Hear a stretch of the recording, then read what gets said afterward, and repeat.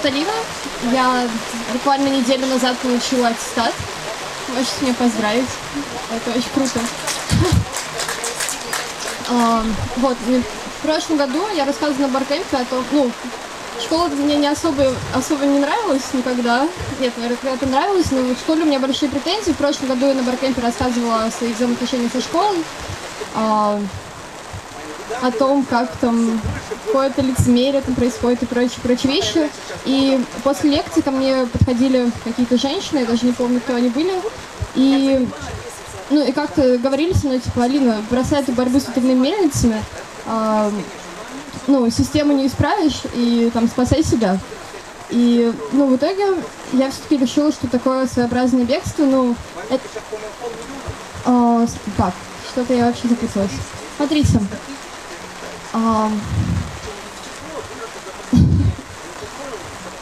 Как же волнуюсь. Вас так много, почему дождь начался? Вас так много. Ужас. Смотрите. Система образования нам сейчас не оставляет, по сути, выхода. То есть без аттестата никуда нельзя, и ты загнан в эту систему с первого класса, и у тебя, ты не можешь из нее выйти, кажется. Но есть такие как бы баги, или не баги, а возможности перейти на другие формы обучения, не ходить в школу или еще что-то. Есть там специальные, например, школы частные. У нас в городе их нет, есть какая-то одна, где-то за городом, я про нее не знаю. И есть формы, когда ты можешь перейти на семейное образование. Это когда ты не ходишь в школу и просто сдаешь все контрольные работы заочно. Просто приходишь в школу и все. И я решила к такому своеобразному бегству из школы прибегнуть. Это был такой очень несложный процесс, который мне очень сильно помог, потому что в школе мне было не очень комфортно. Как-то такая тоталитарная система, когда ты ничего не решаешь, ты ни на что не влияешь.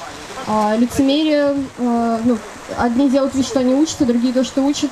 И я чувствовала себя в школе не очень комфортно, и весь 10 класс я там много прогуливала и прочее, то есть это был такой очень странный опыт. И в 11 классе я решила перейти на домашнее обучение. Не знаю, это были большие риски, все мне говорили, что: Алина, у тебя ничего не получится, ты там не сдашь все свои аттестации, завалишь ЕГЭ. Но это был такой большой стресс. Мне помогло, что меня поддержали родители. Мама была не против, и она одобрила, и в итоге мы всю эту систему повернули, и я, весь этот год не была в школе ни на одном уроке. Система эта работает очень просто. Я что-то не вижу здесь школьников особо, не понимаю, для кого я это рассказываю, но если вам это интересно, для детей, может, все на домашнее обучение. Перейти достаточно просто. Проблемы только там в взаимоотношениях с директорами и прочими чуваками администрации школы. Потому что когда я пришла с своей мамой в школу подавать документы на домашнее образование, ей сразу начали проводить мозги, что это очень большие риски, она не будет учиться, вы сильно рискуете и прочее. В итоге дошло до такого, что мама там уже хотела, все, Алина, собираемся. Вот исполнилось 18, мне исполнялось 17 в середине учебного года, в 18 ты можешь самому это провернуть, даже без разрешения родителей. И на маму надавили, она уже хотела отказаться, но потом как-то с ней все-таки договорились, что я беру это под свою ответственность. В итоге я перешла на домашнее обучение. В школе не была ни одного дня. За год я впервые сделала себе загранпаспорт, была за границей. Чудесно провела год. Немножко, может быть, бестолково, но... нет, у меня было много свободного времени, я занималась проектами, мы занимались пешеходной улицей с Аленкой, она где-то бегает.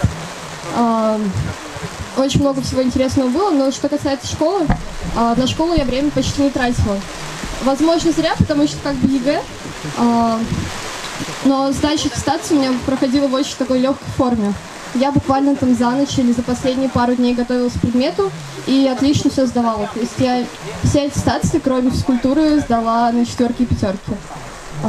И эти оценки, которые ты сдаешь за аттестацию, аттестация — это ты можешь, ну, как это у меня было? Мне учителя сказали, что я могу выбрать сама, когда сдавать предметы, то есть я могла сдать в начале года и уйти, или там разбить предметы по месяцам и сдавать постепенно. Я сдавала постепенно, и ну, как-то мне проблем не возникло. Единственное, что ну, я сначала действительно готовилась, и ну, то есть, и в итоге у меня получалось, что знание по предметам у меня оставалось в голове, когда я проходила все сама, оставалось больше, чем если бы я проходила это в школе, потому что в школе обычно, не знаю, может, это зависит от школы или еще что-то, или от человека, все школы разные. Но у нас как-то было так, что мы просто, не знаю, наверное, все в школе так было, сидели, рисовали в тетрадках, там, ничего не делали, и, не знаю, в школе знания всегда какие-то обрывочные у меня были, и толком никакого профита. А тут, я там засела за учебник биологии, например, и очень много нового и интересного узнала, что в школе бы, просто... Когда ты учишься в школе, ты все предметы сдаешь, то есть там зачеты, ты готовишь зачеты, учишь, забываешь. Тут как-то, в принципе, то же самое, но какими-то предметами это дало мне возможность их как-то лучше понять и прочее. В плане... О, дождь, на улице. Но потом я начала хитрить, потому что в конце года я понимала, что буду сдавать аттестацию вместе с одноклассниками, там каким-то предметом, типа физику или еще что-то, я успешно там частично списала или еще что-то. Ну, то есть, в принципе, не знаю, я не жалею, что я ушла из школы. Это был очень интересный опыт, но я вот чуть не вижу школьников, но, короче, я вообще хотела наставить на путь истины и дать советы там какие-то, потому что такой классный дождь. Потому что, я как бы в этом плане была неким правопоходцем, то есть для меня, я не знаю никого, кто бы вот так взял, сам и ушел. У нас в городе есть организация, я не помню, как она называется, но если что, я могу дать контакт девушки, которая там работает. Они занимаются, там группа немолодых, разных мам, они переводят своих детей на семейное обучение и сами учат, то есть и маленькие дети и прочее. Вот я же просто перешла, в 11 классе перестала ходить в школу. Такого я раньше не встречала, но у меня нет таких знакомых, и, не знаю, вот могу только поделиться своим опытом. Вообще, самая большая моя ошибка была это то, что я не готовилась к ЕГЭ. Собственно, ЕГЭ это, конечно, проблема была. И ЕГЭ мне пришлось сдавать. То есть я ЕГЭ давала тоже так довольно тяжело, в том плане, что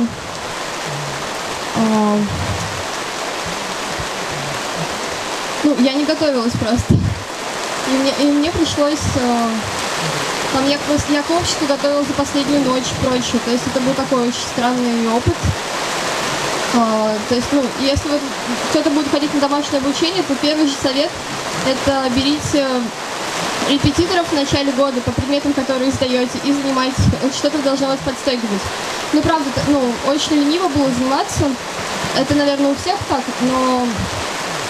но нифига не сложно. То есть в итоге я закончила год очень даже хорошо, и у меня нормальная оценка в аттестате, то есть 10 класс я в школу практически, не то чтобы не ходила, но школа требует от нас того, чтобы мы выполняли какие-то задания, там знания мало требуется. Ты должен приносить, не знаю, контурные карты, там какие-то лабораторные работы или какие-то там непонятные задания, которые там обычно все просто списывают или еще что-то.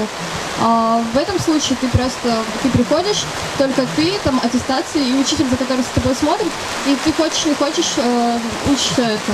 То есть это большая ответственность, не знаю. Я выдержала много критики по поводу того, что вот ты ничего там не сдашь, и будут большие проблемы. В итоге все вышло очень даже неплохо. Не знаю, я готова ответить на какие-нибудь вопросы по этой штуке, по домашнему обучению. Финансировали вам домашнее обучение? Да? Государство финансировали обучение или нет? Короче, я не знаю, может, меня просто скинули или еще что-то, но вообще да. То есть нас же, мы там из налогов там что-то платим на обучение, на содержание школы и прочее, и в принципе это должны компенсировать. Но мне как 11-классница, до 9 класса же обязательно, потом можно ходить, не ходить, то есть в принципе там как-то... в общем, меня вообще ничего не попросили, я пришла в школу, просто я очень ответственно к этому подошла, я принесла целую папочку, нашла все проекты договоров, там какие-то там заявления, справки и прочее. Пришла с этим к директору и с мамой, и директор на меня очень косо посмотрела, такая типа, просто напишите заявление от руки. Вот, ну в итоге и все как бы. Перечитаю. Вот в нашей школе вообще меня какая-то девочка меня спрашивала, она хотела перейти на домашнее обучение, ей в школе сказали типа нет, до свидания. Ну, то есть тут, наверное, бояться не надо, нужно просто либо идти в другую школу, потому что нет разницы, в какой ты школе будешь давать аттестацию, ты можешь пойти там, ну, это не проблема. У нас в школе к этому отнеслись более лояльно, потому что до меня уже перешел на домашнее обучение мальчик, его родители отправили учиться куда-то в Европу, и поэтому в школе перешел на домашнее обучение, поэтому механизм уже был отработан, и поэтому как-то проще пошло. Но в принципе, пробивать стены это, наверное, не так уж сложно. Ну, то есть, не знаю, нас просто сейчас поменялась директриса в школе, она адекватная, и с ней было, комфортно работать в этом плане. То есть, меня там не стали особо там, не знаю, мучить, хотя могли бы. Там, например, мне дали свободный график аттестации, я могла сама выбрать, что сдавать, когда сдавать и прочее. То есть это мне очень помогло. Вот. Что еще? Давай.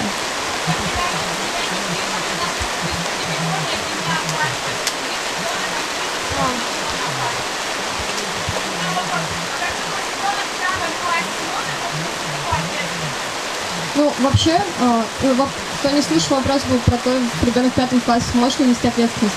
Ну, вообще, семейное обучение – это такой формат, где… то есть у нас же обязательное образование. В любом случае, ребенок в 5 классе должен учиться, должен закончить школу, получить аттестат 9 класса, не помню, как это называется, общего образования.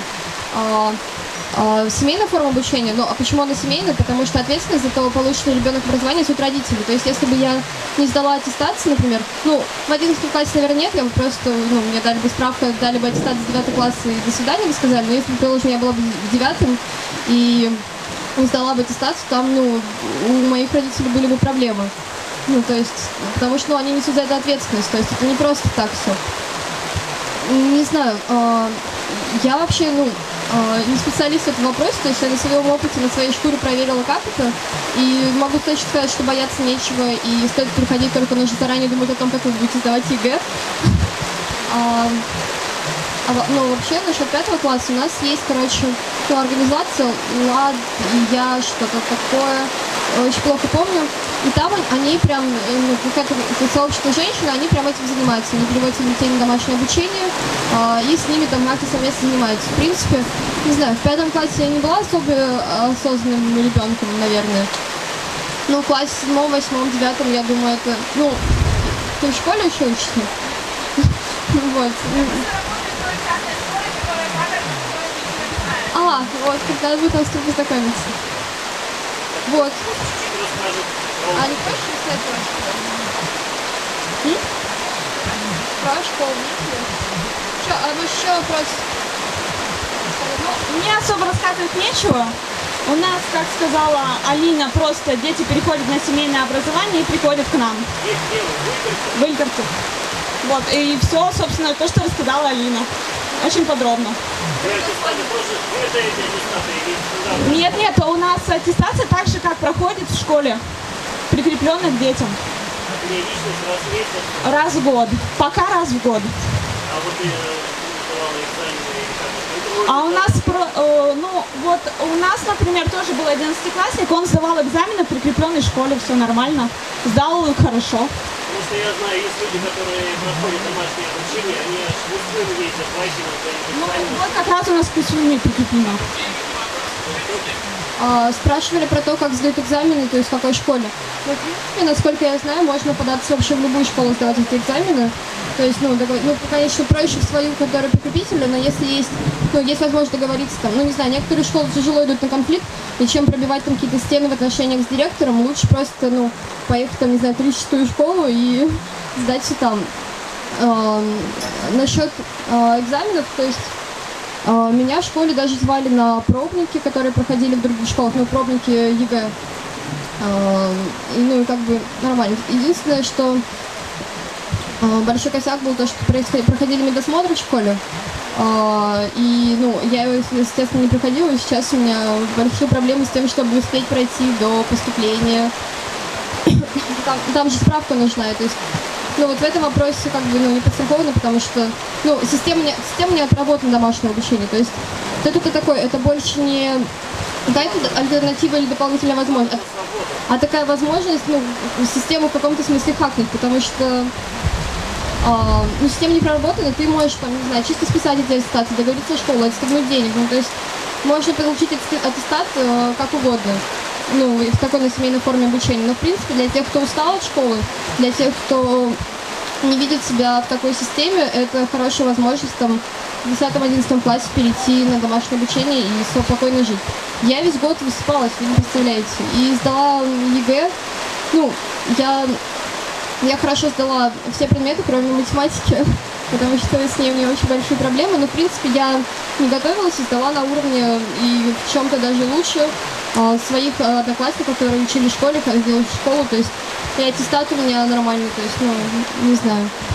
Плюсов, конечно, в итоге больше, чем минусов, да? Да, плюс, конечно, в итоге больше минусов, но, конечно, система не проработана, и, то есть в школе тоже, учителя не знали, что надо делать, там, то есть с этими аттестациями, в какой форме. То есть, например, я приходила сдавать литературу, я должна была сдавать аттестацию, учительница потеряла какую-то работу, которую она приготовила заранее, достала из шкафа какую-то непонятную работу, непонятно вообще, что там были очень странные вопросы. Я ее написала, конечно, то есть тоже, что дают ученикам. Может, там, не знаю, учитель подложил тебе тест там, за 9 класс, и ты сдала спокойно и сдал на 5, то есть это все, не знаю, как очень сложная система в том плане, что это личная ответственность учителей, которые принимают доверие к учителям, то есть то, что, не знаю, большинство учителей, конечно, давали какие-то варианты типа наподобие ЕГЭ, но ЕГЭ это тоже, это не школьная программа, но это там, за что должны давать аттестации, за курс 11 класса или за курс школы полностью, то есть непонятно. Но в принципе, домашнее образование дает возможность просто потратить. Сейчас же многие берут ГПР, дополнительный год после школы, чтобы подумать, не поступать сначала в вуз, понять, куда ты хочешь больше. И, в принципе, можно не терять время, а просто взять 11 класс себе и на время поразмышлять о том, что ты хочешь делать дальше. Не знаю, я потратила... Вопрос про армию, не знаю, там же вроде с 18 призыв только. Какая разница? То есть школьников не призывают, все равно им нет 18. Погромче? Вот.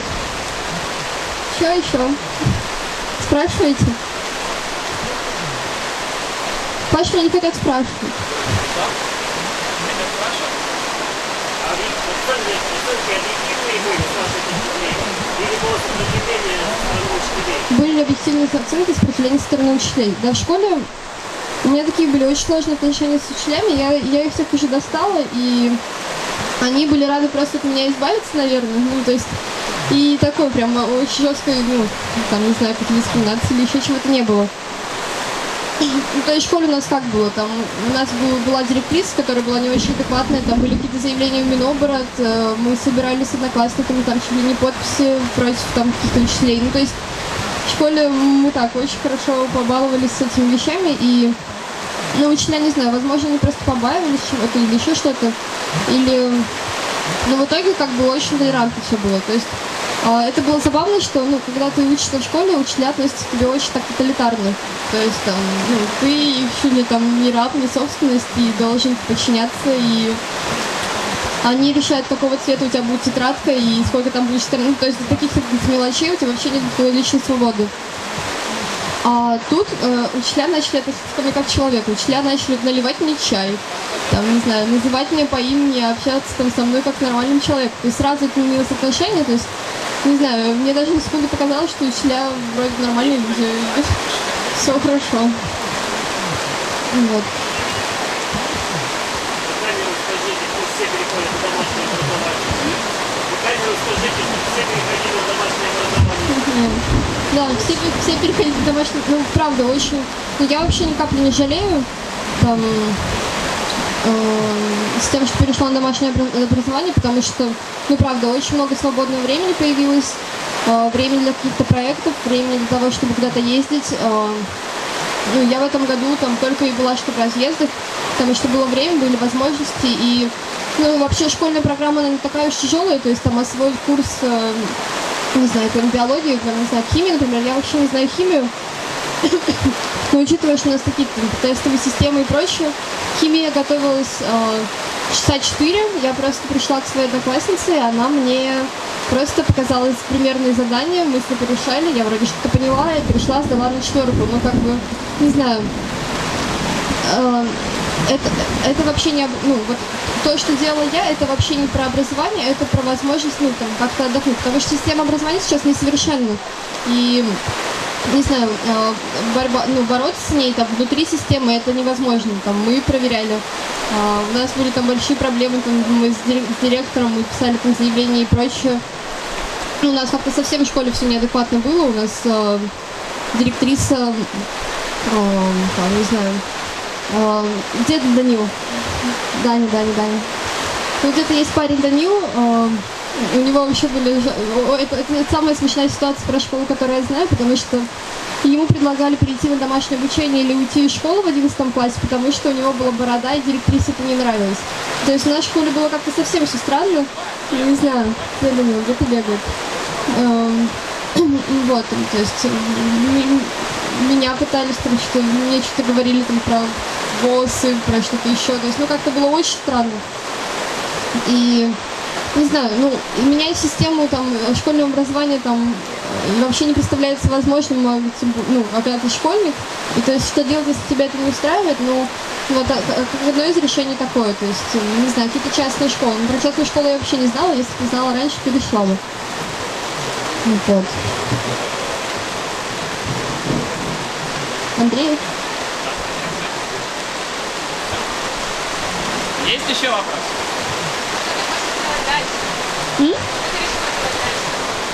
Короче, Что Алина решила делать дальше? что Алина решила делать дальше? Алина дальше, в этом году я поступать не планирую, ну и не планировала, потому что я хочу, вообще я хочу в высшую школу экономики, но там английский, и я английский в этом году бы не сдала, и поэтому я хочу взять еще год на английский и, ну, и поступать. В этом году не знаю, там, возможно, куда-то подам документы, возможно, нет. Ну, ну, то есть, у меня там есть определенные там личные причины, чтобы я точно где-то числилась, где-то проучилась этот год, ну так, более-менее эффективно. Вот, поэтому я куда-то документы подаю, но учиться, да, я, наверное, скорее всего, перееду в Питер или не перееду, пока непонятно. То есть это все очень так туманно, но вообще такое чувствуется давление, то что когда заканчиваешь школу, вообще все очень непонятно, все такие подавленные, эти результаты ЕГЭ приходят, все плачут, все страдают. Ну, то есть у нас просто, у меня дома сейчас был марафон там успокаивание девочек, которые там типа, плохо написали ЕГЭ, и всех надо успокоить, и все плачут. Не знаю, я знаю буквально там человек, может там 3-4, которые полностью удовлетворены своими результатами. То есть как-то в этом году, не знаю, то ли по коме, то ли еще как, ну, то есть очень как-то странно все с баллами. Намного, ну, пробники писали на хорошие баллы, в итоге получались не очень. Ну, в общем, не знаю, такое давление большое, что сейчас пока непонятно. Хочется, чтобы, хочется поступить куда-то, уже сделать передышку, потому что это ЕГЭ тоже был такой, как бы, сложный период. Там к математике я готовилась последние 3 недели, и вот. Надо как-то... Я непонятно, потому что возраст такой, период такой, что вообще не знаешь, что делать, но как-то хочется ухватить за какие-то проекты или за какие-то там переезды или еще что-то. Ну вот, не знаю. Ну, я планирую на менеджмент поступать, то есть там заниматься пешеходкой, там вот подобными проектами дальше. Вот.